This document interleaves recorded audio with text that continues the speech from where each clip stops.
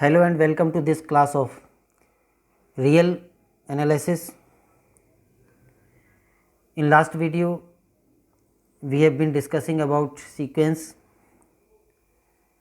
हमने पढ़ा था एक सीक्वेंस का अपर बाउंड क्या होता है, लोअर बाउंड क्या होता है, सुप्रीमम क्या होता है, इन्फीमम क्या होता है और इसके अलावा limit point of A sequence and limit of A sequence. ये कंसेप्ट्स जो कि वेरी इंपॉर्टेंट कंसेप्ट्स हैं किसी भी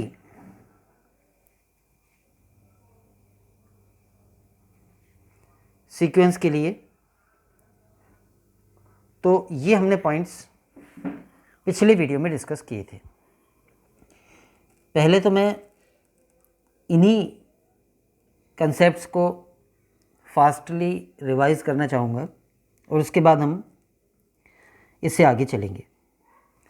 अनुक्रम, जैसा कि हम जानते हैं कि फंक्शन जिसका प्रांत कैपिटल N हो सीक्वेंस कहलाता है और अनुक्रम को हम व्यक्त ऐसे करते हैं। अनुक्रम के विभिन्न पदों को x1, x2, x3 and so on नाम दे दिया।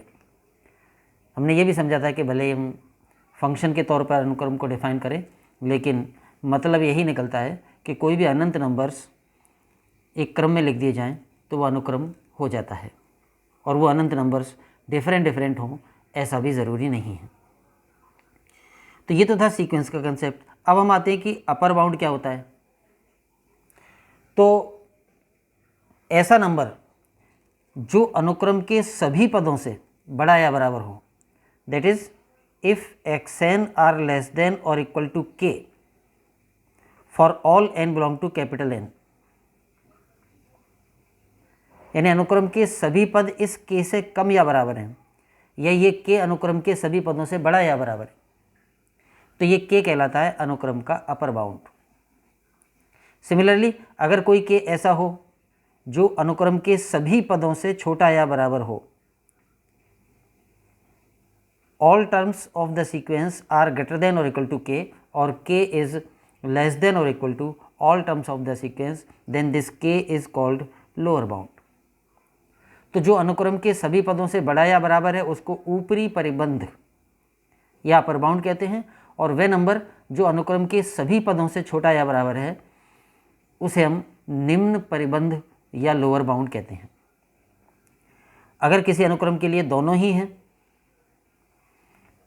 जैसे एक सीक्वेंस ऐसी है कि सभी पद उसके किसी k1 से बड़े या बराबर हैं और सभी पद उस अनुक्रम के किसी k2 से छोटे या बराबर हैं, for all n belong to capital N, then k1 और k2 उस सीक्वेंस के क्रमशः निम्न परिबंध और ऊपरी परिबंध कहलाएंगे। जिसका अपर बाउंड विद्यमान हो वो सीक्वेंस अपर बाउंडेड या ऊपरी परिबद्ध कहलाता है।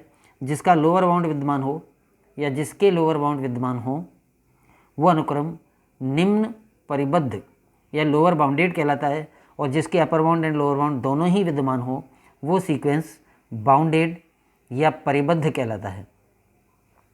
फिर उसमें ऊपरी या निम्न शब्द हट जाएगा और वो दोनों तरफ से जब परिबद्ध होगा तो उसे हम कहेंगे परिबद्ध। परिबद्ध को हम ऐसे भी डिनोट कर सकते हैं या ऐसे भी डिफाइन कर सकते हैं, और अगर मॉड में लें तो हम केवल ये कह सकते हैं कि there exist a real number k such that mod of all terms of that sequence is less than और equal to this k for all n belong to capital N, यानी अनुक्रम के सभी पदों का मॉड इस k से कम या बराबर है, ऐसा कोई k विद्यमान है तो वह अनुक्रम परिबद्ध कहलाता है। अगर ये सही होगा तो फिर ये भी सही होगा, minus k is less than और equal to xn is less than और इक्वल टू k।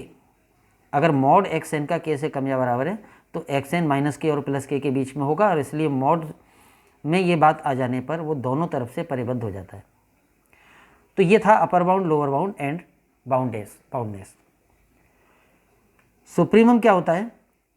अनुक्रम का जो अपर बाउंड होता है, जो अनुक्रम के सारे पदों से बड़ा या बराबर है, वो अपर बाउंड कहलाता है। लेकिन जब अपर बाउंड अनुक्रम का विद्यमान होता है, या तो विद्यमान ही नहीं होता है, अनुक्रम अप टू इन्फिनिटी जा रही है, अनुक्रम के पद अप टू इन्फिनिटी जा रहे हैं बढ़ते हुए, तो उसका अपर बाउंड विद्यमान नहीं होगा। लेकिन अगर अनुक्रम का विद्यमान है अपर बाउंड, तो फिर वो एक नहीं होता, बहुत होते हैं, अनंत होते हैं। तो अपर बाउंड जितने भी होते हैं उनमें से एक अपर बाउंड सुप्रीमम कहलाता है। कौन सा? जो सबसे छोटा हो, least upper bound. Least upper bound supremum कहलाता है। या सबसे छोटा की बजाय हम ये कहें कि ऐसा अपर बाउंड अल्फ़ा सुप्रीमम कहलाएगा जो स्वयं अपर बाउंड तो हो ही, लेकिन इससे थोड़ा भी छोटा कोई नंबर लें तो वो अपर बाउंड ना हो, alpha minus epsilon upper bound ना हो। अल्फ़ा माइनस एप्सिलॉन अल्फ़ा से छोटा है। जैसे रियल लाइन पर अगर यहाँ अल्फ़ा है तो अनुक्रम, और ये अगर सुप्रीमम है तो इसका मतलब है कि अनुक्रम के सारे पद इधर होंगे, अल्फ़ा से छोटे या बराबर होंगे, क्योंकि अल्फ़ा अपर बाउंड है। और दूसरी बात, अल्फ़ा से छोटा कोई नंबर, अल्फ़ा माइनस एप्सिलॉन, वो अपर बाउंड नहीं होगा। इसका मतलब अनुक्रम के सारे पद अल्फ़ा माइनस एप्सिलॉन से कम या बराबर होंगे, ऐसा नहीं होगा, इससे भी कोई ना कोई बड़ा पद होगा। इसका मतलब है कि अनुक्रम के पद अल्फ़ा के करीब से करीब जाते जाएंगे, यहाँ तक होंगे। अल्फ़ा के जस्ट लेफ्ट में अगर हम ढूंढेंगे तो अनुक्रम के पद मिल जाएंगे। ऐसा नहीं होगा कि अनुक्रम के पद अल्फ़ा से काफ़ी पहले ही लेफ्ट में आके रुक गए, यानी यहाँ तक ही गए और यहाँ नहीं है। तो वो अपर बाउंड जो खुद अपर बाउंड है और उससे छोटा कोई भी अपर बाउंड ना हो, वो सुप्रीमम कहलाता है। Similarly infimum, greatest lower bound, सबसे बड़ा निम्न परिबंध। जैसे अगर मान लो ये बीटा लोअर बाउंड है, तो इसका मतलब है कि अनुक्रम के सारे पदों से ये बीटा कम या बराबर होगा, यानी अनुक्रम के सारे पद इधर होंगे। लेकिन अगर ये सबसे बड़ा लोअर बाउंड है तो इसका मतलब है कि ये खुद लोअर बाउंड है, मगर इससे बड़ा कोई लोअर बाउंड नहीं होगा। अगर हम बीटा से बड़ा कोई बीटा प्लस एप्सिलॉन ले लेंगे, एप्सिलॉन पॉजिटिव नंबर है, तो ये लोअर बाउंड नहीं होगा, यानी ये भी अनुक्रम के सारे पदों से छोटा या बराबर हो, ऐसा नहीं होगा, इससे भी छोटे कोई ना कोई पद यहाँ होंगे। तो लोअर बाउंड और अपर बाउंड तो कितने भी हो सकते हैं, सुप्रीमम और इन्फीमम अगर होंगे तो एक एक ही होंगे, या होंगे ही नहीं।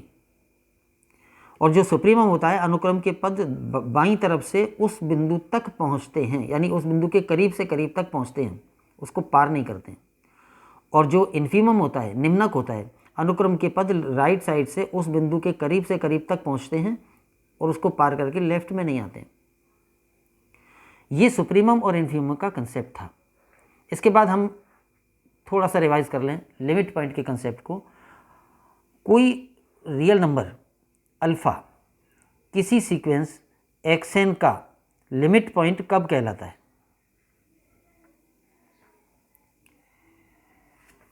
तो उसके लिए यह है कि हम कोई भी एप्सिलॉन पॉजिटिव नंबर लेकर अल्फ़ा का एक नेबरहुड बना लें, अल्फ़ा माइनस एप्सिलॉन से अल्फ़ा प्लस एप्सिलॉन तक। नेबरहुड हम अच्छी तरह समझते हैं, अल्फ़ा के आसपास के बिंदुओं का समुच्चय, open interval alpha minus epsilon to alpha plus epsilon. तो अल्फ़ा का कोई भी नेबरहुड बना लिया, तो इस नेबरहुड के अंदर अनुक्रम xn के अनंत पद होने चाहिए, चाहे ये नेबरहुड कितनी भी त्रिज्या का बनाया जाए। जैसे कि अगर इस नेबरहुड को छोटा कर लें, एप्सिलॉन की वैल्यू कम कर लें, तो नेबरहुड छोटा बन गया, तो इस छोटे प्रतिवेश में भी अनुक्रम के अनंत पद होंगे।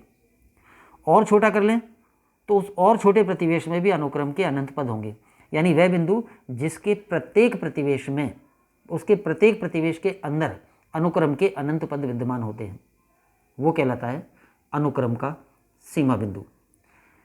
जैसे ये जो सीक्वेंस है -1 1 -1 1 -1 1 एंड सो ऑन, यही अनुक्रम के पद आते रहेंगे -1 एंड 1। हम इसका nवां पद कह सकते हैं -1 की पावर n। ये जो सीक्वेंस है हम समझ सकते हैं कि 1 इसका सीमा बिंदु है।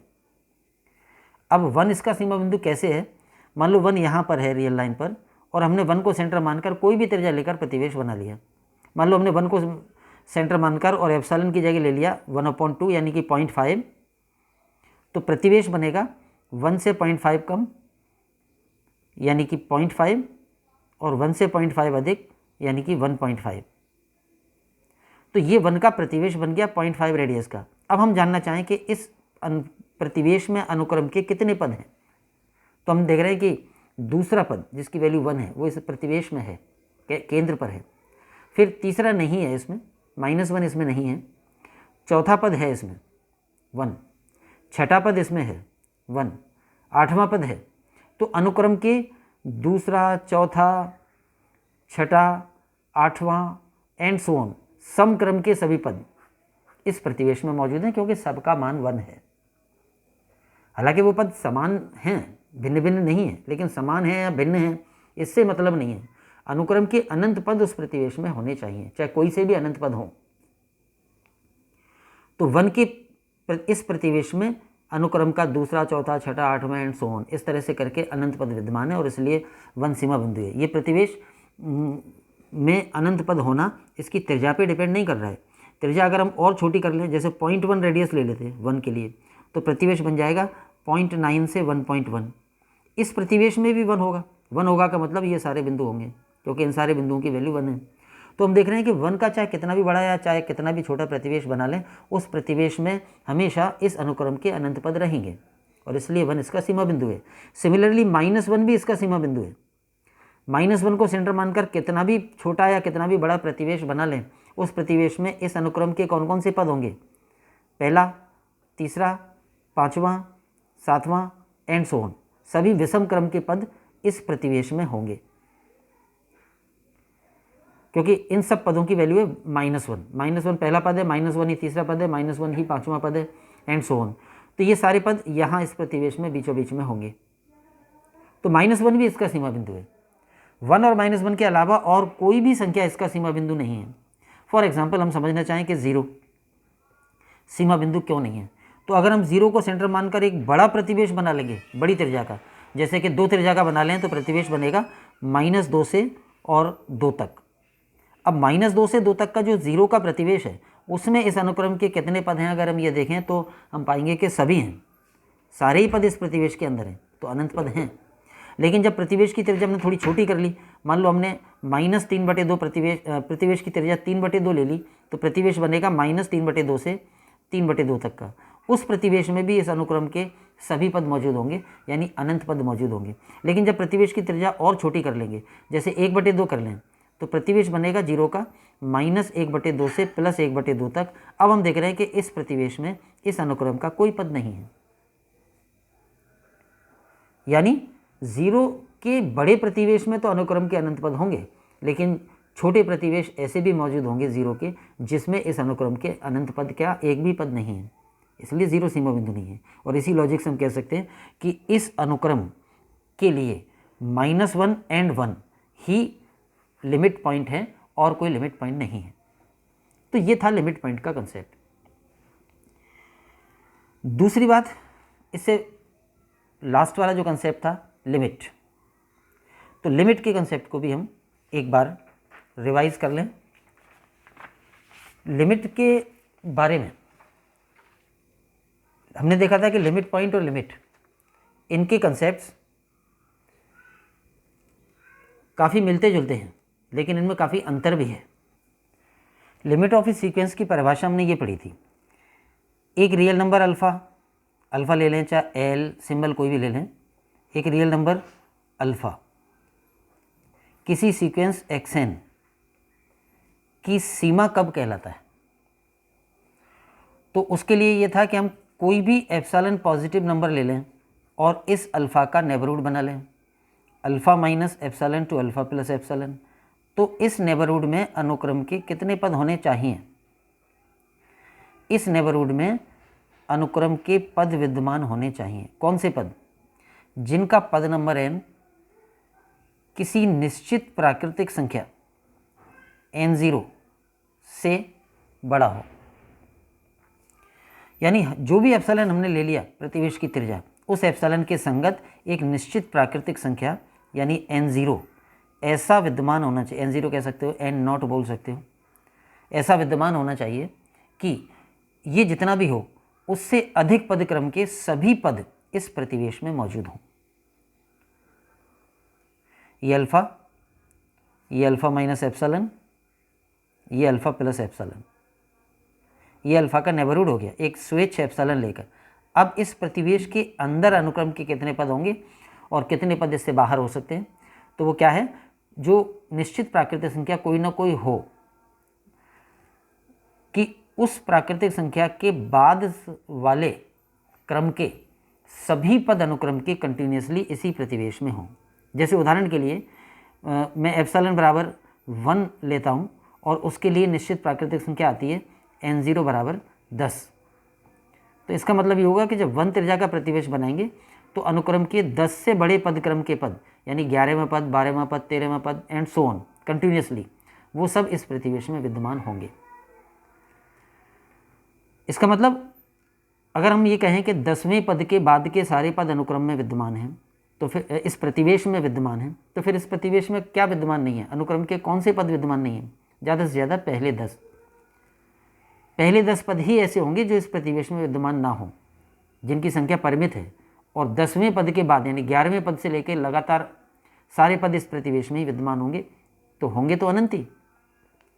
सीमा बिंदु की परिभाषा में भी अनंत पद होते हैं, लेकिन हमने देखा था कि सीमा बिंदु की परिभाषा में कोई से भी अनंत पद हो सकते हैं। ऐसा नहीं है कि एक निश्चित प्राकृतिक संख्या के बाद के लगातार सारे पद सीमा बिंदु के प्रतिवेश में होने चाहिए। जैसे अभी हमने 1 - 1 वाला उदाहरण देखा था, तो उसमें पाया था कि पहला, तीसरा, पाँचवा, छठा ऐसे एक छोड़ के एक पद हैं और इस तरह से कुल अनंत पद उस प्रतिवेश में विद्यमान हैं। या दूसरा, चौथा, छठा, आठवां ऐसे समक्रम के पद हैं जिनकी संख्या अनंत है और वो प्रतिवेश में विद्यमान है, मगर वो कंटिन्यूस वाले सारे नहीं हैं। तो वो सीमा बिंदु की परिभाषा, उसमें केवल ये ज़रूरी है कि कोई से भी अनंत पद इस प्रतिवेश में होने चाहिए, चाहे वो लगातार वाले हों, चाहे छोड़ छोड़ के हों, चाहे कैसे हों। लेकिन सीमा की परिभाषा में क्या ज़रूरी है, एक अनुक्रम के किसी एक पद के बाद के लगातार सारे पद इस प्रतिवेश में होने चाहिए। तो इसका मतलब है कि प्रतिवेश से बाहर केवल परिमित ही रह जाएंगे। सीमा बिंदु की परिभाषा में तो प्रतिवेश के अंदर भी अनंत है और प्रतिवेश के बाहर भी अनंत हो सकते हैं। जैसे हमने 1 - 1 वाला उदाहरण लिया था, तो 1 सीमा बिंदु था क्योंकि 1 के प्रतिवेश में अनुक्रम का दूसरा, चौथा, छठा, आठवां पद विद्यमान है, यानी प्रतिवेश के अंदर भी अनंत है। और जो प्रतिवेश में नहीं है, पहला, तीसरा, पाँचवा, सातवां वगैरह, वो जो प्रतिवेश से बाहर है वो भी अनंत है। तो यहाँ बाहर अनंत नहीं रह सकते। प्रतिवेश में जो नहीं है ऐसे पदों की संख्या अनंत नहीं होगी, वो सीमित ही होगी। कुछ प्रारंभिक पद ही केवल प्रतिवेश से बाहर हो सकते हैं, बाकी सारे पद अंदर ही होंगे। और वो कहाँ से पद लगातार अंदर हैं, वो संख्या, उसका पद क्रम को हम यहाँ पर n0 द्वारा व्यक्त करते हैं। तो हर एप्सिलॉन के लिए n0 विद्यमान होना चाहिए। जैसे इस सीमा के कंसेप्ट को समझने के लिए हम जो xn अनुक्रम है, उदाहरण के लिए ये वाली लेते हैं, सीक्वेंस 1/n, यानी अनुक्रम का nवां पद 1/n होगा। कुछ प्रारंभिक पदों को संख्यात्मक रूप से देखें तो पहला पद 1 होगा, दूसरा पद 1/2 होगा, तीसरा पद 1/3 होगा, चौथा पद 1/4 होगा एंड सो ऑन। ये अनुक्रम है। और संख्या रेखा पर अगर इस अनुक्रम के पदों को हम चित्रित करने का प्रयास करें तो ये 0 है, ये 1 है, ये पहला पद है अनुक्रम का। दूसरा पद घट के यहाँ आ जाएगा 1/2, तीसरा पद और कम होगा और 1/3 यहाँ आ जाएगा, चौथा पद और घटेगा और 1/4 हो जाएगा। इस तरह से हर पद के बाद अगला पद लेफ्ट में खिसकता जाएगा। लेकिन कितने भी आगे चले जाएं, सारे पद होंगे 0 के दाईं तरफ ही, क्योंकि ये सारे पद पॉजिटिव है। 0 नहीं होगा इनमें और कोई भी नेगेटिव संख्या इनमें नहीं होगी। मतलब इस अनुक्रम के बारे में दो चीज़ें हैं, एक तो किसी भी पद से अगला पद उसके लेफ्ट में आ जाएगा, कम हो जाएगा, घटता जाएगा, और सारे पद 0 के दाईं तरफ होंगे। हम ये बता सकते हैं, जो सीमा की परिभाषा हमने अभी पढ़ी है उसमें ये कि 0 इस अनुक्रम की सीमा है। क्यों है? क्योंकि 0 का कोई भी प्रतिवेश बना लो, उसमें इस अनुक्रम के एक निश्चित प्राकृतिक संख्या के बाद के सारे पद विद्यमान होंगे। फॉर एग्जाम्पल, अगर हम एप्सिलॉन बराबर लेते हैं 1, तो प्रतिवेश बनेगा 0 का -1 से +1, 0 - 1 0 + 1। इस प्रतिवेश में हम जानना चाहें कि अनुक्रम के कौन से पद विद्यमान हैं, तो हम देख रहे हैं कि इस अनुक्रम में xn विद्यमान है, n के किन किन मानों के लिए, फॉर ऑल n > 1। पहला पद इसमें नहीं है, पहला पद होगा अनुक्रम का 1, x1 बराबर है 1, 1 इस प्रतिवेश में नहीं है, 1 इसमें यहाँ पर, ये प्रतिवेश बनेगा यहाँ इधर -1 से 1 तक, और इस प्रतिवेश में 1 खुद नहीं है क्योंकि ओपन इंटरवल है, और 1 इसमें नहीं है। लेकिन 1 के बाद के सारे पद 1/2, 1/3, 1/4 एंड सो ऑन, ये सारे पद यहाँ पर विद्यमान हैं। तो इस अगर हमने एप्सिलॉन बराबर 1 लेकर प्रतिवेश बनाया तो इस 0 के इस नेबरहुड में अनुक्रम के कौन से पद आ गए? 1 के बाद के सारे पद, यानी प्रथम पद के बाद के सारे पद। अगर मैंने एप्सिलॉन बराबर ले लिया 0.1 यानी 1/10, तो प्रतिवेश बन जाएगा -1/10 से +1/10। पिछले प्रतिवेश की तुलना में ये काफ़ी छोटा हो गया, यहाँ -1/10, यहाँ +1/10। 0 का ये प्रतिवेश बन गया छोटा वाला। अब हम जानना चाहें कि इस प्रतिवेश में इस अनुक्रम के कौन कौन से पद हैं, तो हम देखेंगे कि इस अनुक्रम के पद इस प्रतिवेश में विद्यमान हैं। कौन से पद? जिनका पद नंबर n 10 से बड़ा है, क्योंकि 1 यहाँ पर है जो इस प्रतिवेश से बाहर है। ये प्रतिवेश -1/10 से +1/10 तक है, यहाँ से यहाँ तक। और इस प्रतिवेश में पहला पद नहीं है अनुक्रम का, दूसरा नहीं है, तीसरा नहीं है, चौथा नहीं है, पांचवा नहीं है, 10वां भी नहीं होगा। इस अनुक्रम का 10वां पद 1/10 इस प्रतिवेश की बाउंड्री पर आएगा, इस प्रतिवेश का अवयव नहीं होगा। लेकिन 10वां पद जब यहाँ आएगा तो 10वें के पद के बाद 11वां, 12वां, 13वां सब अंदर आ जाएंगे। तो इस प्रतिवेश में अनुक्रम के प्रथम 10 पदों को छोड़कर बाकी सारे पद इस प्रतिवेश में ही विद्यमान हैं। सिमिलरली और आप प्रतिवेश को छोटा करके देख सकते हैं। मान लो मैंने प्रतिवेश की त्रिज्या 0.01 ले ली, यानी 1/100, तो प्रतिवेश तो बनेगा -1/100 से +1/100। और इस प्रतिवेश में अनुक्रम के पद विद्यमान होंगे। कौन से पद विद्यमान होंगे? वो सब पद जिनका पद नंबर 100 से बड़ा है, यानी पहले 100 पद इसमें नहीं होंगे। ये प्रतिवेश और छोटा हो जाएगा, 0 का छोटा सा प्रतिवेश हो जाएगा। इसमें पहले पद से और 100वें पद तक तो इस प्रतिवेश से बाहर रहेंगे। 100वां पद यहाँ बाउंड्री पर आएगा, लेकिन 100वें पद के बाद के बाकी सारे पद 101वां, 102वां, 103वां सब अंदर ही आ जाएंगे। ये मैंने न्यूमेरिकली सुविधाजनक एप्सिलॉन लेकर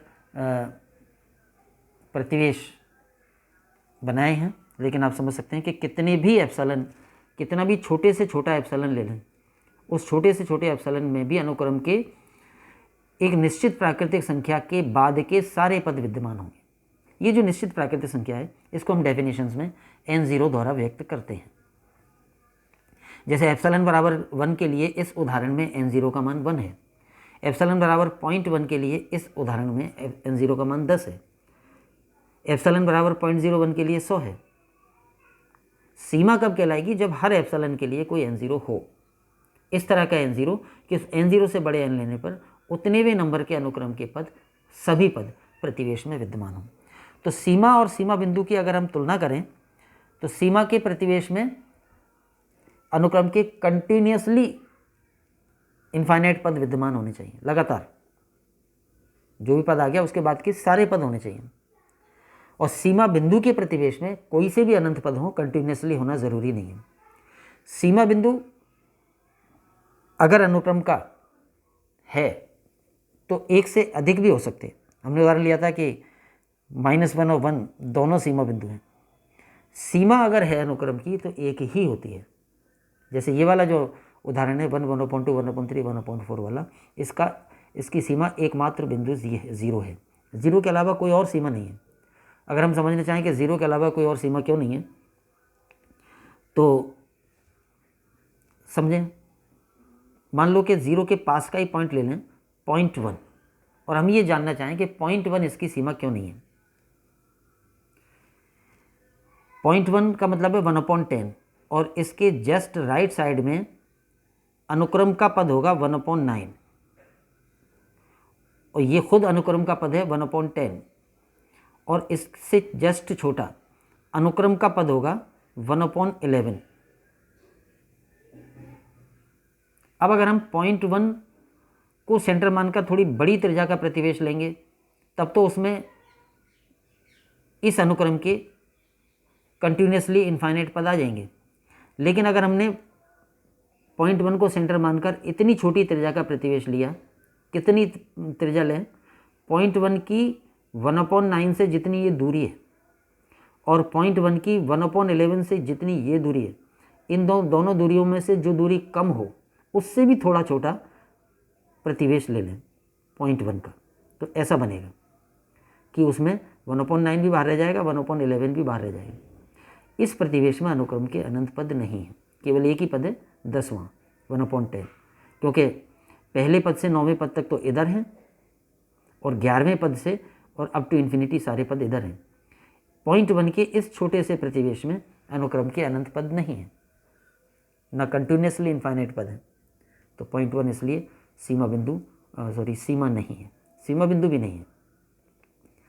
तो इस अनुक्रम की एकमात्र सीमा 0 है। हम थ्योरम्स में भी प्रूव करेंगे कि सीमा या तो होती नहीं है और अगर होती है तो 0 ही होती है। तो ये पिछले वीडियो में हमने ये सब पढ़ लिया था, इनकी सिस्टमेटिक डेफिनेशन भी लिख ली थी, लेकिन मैंने आवश्यकता समझी कि क्योंकि मोस्ट इम्पोर्टेंट कंसेप्ट्स हैं ये रियल एनालिसिस के, पर्टिकुलरली सीक्वेंस के, तो मैंने ये ज़रूरी समझा कि इनको एक बार और भी समझाया जाए, बजाय सिस्टमेटिक राइटिंग में ध्यान लगाने के हम केवल प्योरली इनको समझें। तो इसलिए मैंने इसमें रिवाइज़ किया है सब। उम्मीद है कि लिमिट एंड लिमिट पॉइंट का कंसेप्ट, सुप्रीमम और इन्फीमम का कंसेप्ट समझ में आया होगा। इस वीडियो को हम यहीं समाप्त कर रहे हैं और अगले वीडियो में हम लेंगे सीक्वेंस के और टाइप्स, यानी convergent sequence, divergent sequence, oscillating sequence, etcetera. Thanks to all. जय हिंद।